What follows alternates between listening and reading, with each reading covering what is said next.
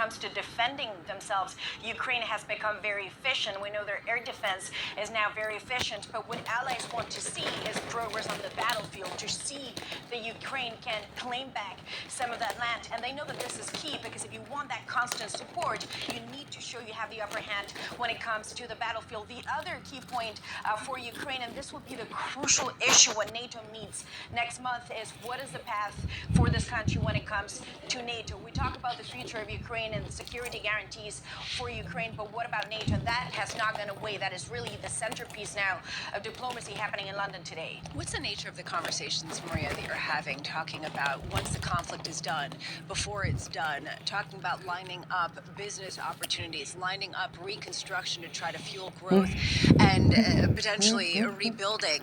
How much can people really double down on hypotheticals at a time of so many uncertainties? And look, incredibly difficult, and a lot of this, remember, is pegged to Ukraine joining the European Union. They have said they want to become a member, and Ursula von der Leyen, who was very smart on this, got on the train to Ukraine and gave them that survey to potentially become a member state of the EU. But we know that takes years for companies. What they want to see is insurance. How can you do business in a country at war? That is also very difficult, and they want clarity on the Russian frozen assets. This is an incredible story. It's never been done to this extent, to confiscate a central bank. Can it be done? That's something they want clarity to do. Maria, I've got to digress here. My read of the weekend was Gideon Rachman in the Financial Times with a spectacular article on how, an essay, if you will, on how Europe is falling behind. His data on relative GDP dynamics to the United States was just jaw-dropping. Within your purview for Brussels, is Europe still within Europe? Is Rachman identified? There is a lot of, I'm not sure if panic is the right word, but there are certainly fears about the implications of the energy crisis and the medium-term damage that it has done to the European industry. When I talk to European officials here, they say, if you don't have an industry, you do not have a country, you do not have a continent. Emmanuel Macron would probably agree to that. And yesterday, Ursula von der Leyen also appealed to that with a new strategy for the European Union, which she says will focus on three things: promoting Made in Europe, protecting Made in Europe, but also finding new trading partners for Made in Europe. Maria Tadeo, thank you so much for all your work on the continent of Europe. Ms. Tadeo will join us tomorrow, 8:30. This is an exceptionally important interview. Maybe less about Ukrainian recovery and more Ukrainian reality. Dennis Schmel at 8:30 hour tomorrow, the Ukraine Prime Minister. Looking forward to that, to say at the least. The thing I did at Colombia and Afghanistan, it was Jeff Sachs and Ned Phelps, and it was just so difficult to see well-meaning people talking about recovery in the middle of a war. I just think it was really, really difficult. About 6 months ago, I was in Europe and I was having conversations with a number of business leaders about the road forward and what they're looking for. And the one unspoken reality that they all are thinking about behind the scenes, could the recovery of Ukraine, the rebuilding of Ukraine, give that extra boost of growth to Europe, kind of like the post-war reality of the US? And that is something where people actually start the fiscal spending. It is an awkward conversation to be having, as you say, amidst an incredibly painful, ongoing and deepening conflict in many ways. And yet here we have an entire conference around it where people are trying to game out exactly how to do that. Fascinating moment. It's a character of austerity, and I don't mean that in a negative way, but just a cultural statement of what we want to do on the balance sheet. And if you have a shock like a war, somebody's got to pony up the money for reconstruction. You talk about Ukraine recovery, the pipeline that's in the Baltic Sea that's under huge debate. I mean, there's another infrastructure project, to say the least. What about a Russian recovery after Putin? Whatever happens to Mr. Putin, how do you help Russia in a post-Putin sense recover if that's what's going to happen? I haven't heard anyone discuss it. No, it hasn't come up, and it involves billions and billions of dollars. We're going to look at the market right now. We see it with sterling 127.20 off this inflation shock today, and the euro 109.19. Our dollar stasis is really what we've had over the last number of days, with DXY 102.59. The two-year yield 4.71%. Further curve inversion. Coming up next, Amanda Lynham, BlackRock. This is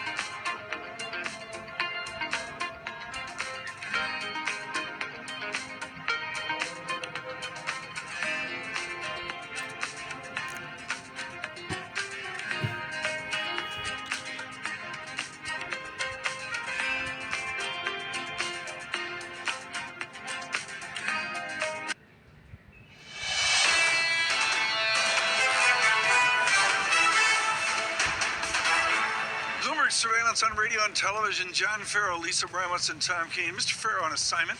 I think to the end of this week. Maybe he's back Friday. We'll have to see. No, he's out until through next week talked as well. to me. He didn't talk to me. It doesn't tell me anything. Futures -4, Dow futures -24.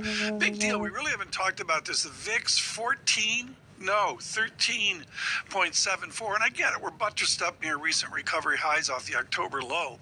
But Lisa, there's all these oddities going on. I mean, I don't get it. I had to talk to Dean Kernet yesterday, and even when he talked, I was confused. People talking about the options market Yeah. being a bit skewed and ways to Skewed. play it, and people basically not wanting to necessarily add to their exposure Yeah. or take back, but they're playing it in the options market, creating some strange diversification of views. Really stasis this morning in the dollar Summer here, lots of kurtosis. That's the answer. There's lots of kurtosis. With that, we'll save the data check here. Seriously, we're looking at curve inversion, the 210 spread, all the radar up on this 97 basis points, ever so much wider.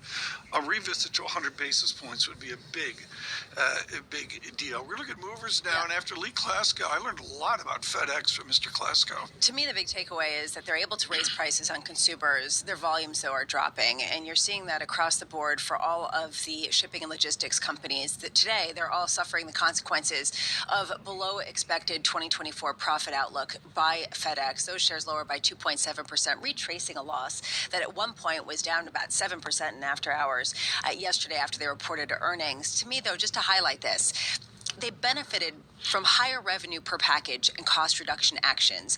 If this represents the economy, this means that they're able to raise prices and they're cutting jobs. The sort of stagflationary environment that you're seeing in certain sectors of the economy, and Tom, the keen cam is picking up some skepticism from you. My skepticism is there's this place I go, they have a Greek salad, and I don't get it with any add-ons. I can't afford it. But anyways, they got the Greek salad, and all I know is in the last 3 years, the Greek salad's gotten smaller. Shrinkflation. Fact. Yeah, shrinkflation, Fact. which is something that keeps going. I also want to bring up Tesla.